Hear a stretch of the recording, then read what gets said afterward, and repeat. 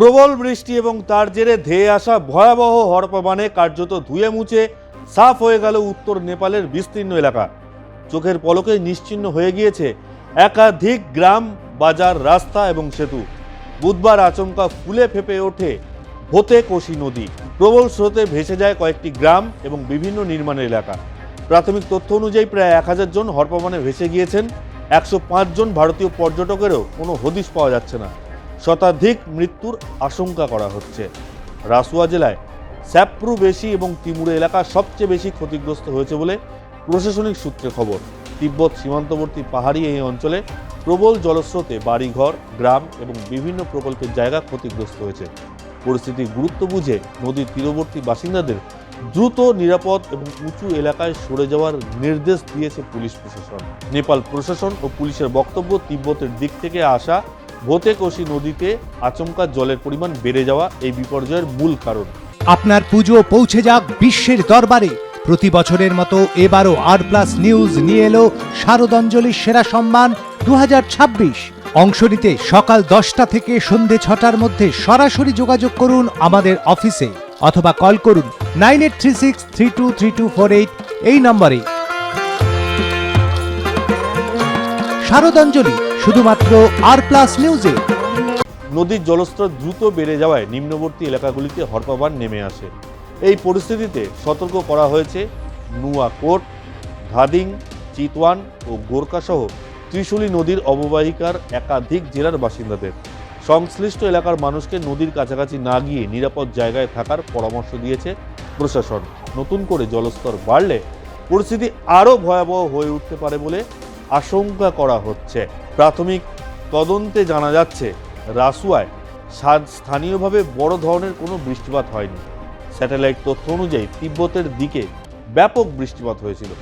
বিশেষজ্ঞরা মনে করছেন সেই জলই হঠাৎ ভোতে কোশি নদীতে ঢুকে পড়ে এই হড়পা তৈরি করেছে। নেপালে বর্ষাকালে পাহাড়ি এলাকায় হড়পা বা ভূমিধস নতুন না হলেও জলবায়ু পরিবর্তনের জেরে হিমালয় অঞ্চলে এই ধরনের আকস্মিক বন্যার ঝুঁকি ক্রমশ বাড়ছে। কোনো হিমবাহ হ্রদ ফেটে গিয়ে এই বিপুল জল নেমে এসেছে কিনা তাও খতিয়ে দেখা হচ্ছে। ইতিমধ্যেই দুর্গত এলাকায় উদ্ধার ও ত্রাণ কাজ শুরু হয়েছে। পূর্ব ভারতের নির্ভরযোগ্য স্বাস্থ্য পরিষেবা, 1000 শয্যাযুক্ত হাসপাতালে আধুনিক চিকিৎসা। গৌরীদেবী হসপিটালস, আপনার সুস্থতা আমাদের কর্তব্য। দ্রুতগতির জলস্রোতে বহু মানুষ ভেসে গিয়ে থাকতে পারেন বলে আশঙ্কা করে তাদের খোঁজে তল্লাশি চালাচ্ছে উদ্ধারকারী দল। দুর্গম পাহাড়ি এলাকা এবং একাধিক জায়গায় পরিকাঠামো ক্ষতিগ্রস্ত হওয়ায় উদ্ধার কাজে সমস্যা হচ্ছে। ফলে নিখোঁজদের সন্ধান এবং ক্ষয়ক্ষতির পূর্ণ হিসাব পেতে সময় লাগতে পারে। প্রায় 1000 জন ভেসে গিয়েছেন বলে যে তথ্য সামনে এসেছে সেটি এখনও সরকারিভাবে নিশ্চিত করা হয়নি। উদ্ধারকারী দল দুর্গম এলাকাগুলিতে পৌঁছানোর পরই প্রকৃত পরিস্থিতি সম্পর্কে আরও স্পষ্ট ছবি পাওয়া যাবে। শেষ পাওয়া খবর অনুযায়ী দুর্গত এলাকায় উদ্ধার অভিযান শুরু হয়েছে। তবে পাহাড়ি এলাকার দুর্গম পথ এবং একাধিক জায়গায় যোগাযোগ ব্যবস্থা ক্ষতিগ্রস্ত হওয়ায় উদ্ধারকারী দলকে সমস্যায় পড়তে হচ্ছে। বন্যার জেরে সাধারণ মানুষের পাশাপাশি নিখোঁজ বাহিনীর জওয়ানেরাও। নেপাল কর্তৃপক্ষ জানিয়েছে, নেপাল চীন সীমান্তের তিমুরে মোতায়েন থাকা 9 জন সশস্ত্র পুলিশ কর্মী সহ মোট 41 জন নিরাপত্তারক্ষীর কোনো খোঁজ মিলছে না। ওই এলাকার পুলিশ অফিস এবং সীমান্তের কাছে থাকা আরও কয়েকটি পুলিশ পোস্টও ব্যাপকভাবে ক্ষতিগ্রস্ত হয়েছে। এই বন্যায় নেপালের জলবিদ্যুৎ পরিকাঠামোতেও বড় ধাক্কা লেগেছে।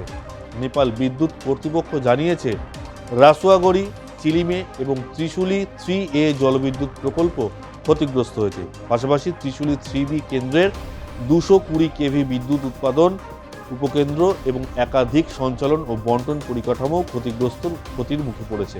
এর ফলে রাসুয়া এবং আশেপাশের কিছু এলাকায় বিদ্যুৎ সরবরাহ ব্যাহত হয়েছে।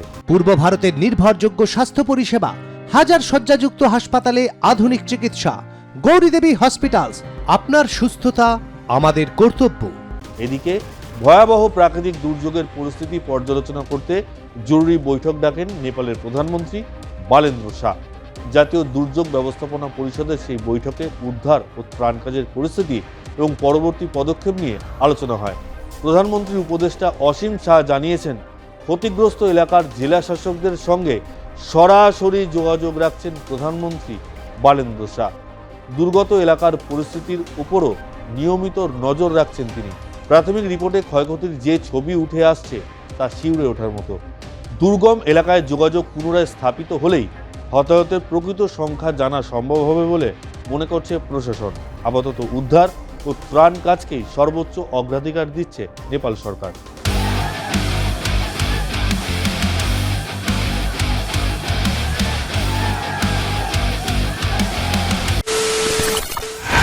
খবরের নামে প্রতিদিন সন্ধে আপনার ড্রয়িং রুমে কি শুধুই চিৎকার চেঁচামেচি খেয়ে আসে? বিতর্কের নামে চলে গালাগালি আর কাদা ছোড়াছুড়ি। এবার সময় পরিবর্তনের, কারণ আমরা কান ফাটানো চিৎকারে বিশ্বাস করি না। আমরা বিশ্বাস করি খবরের সত্যতায়। আমরা কোনো পক্ষের হয়ে গলা ফাটাই না, আমরা সাধারণ মানুষের হয়ে প্রশ্ন তুলি। চিৎকার নয়, শুধু খবর হবে যেখানে বিতর্ক আছে কিন্তু কুৎসিত ঝগড়া নেই। সঠিক তথ্য, বিশ্বস্ত খবর। নজর রাখুন আর প্লাস নিউজে।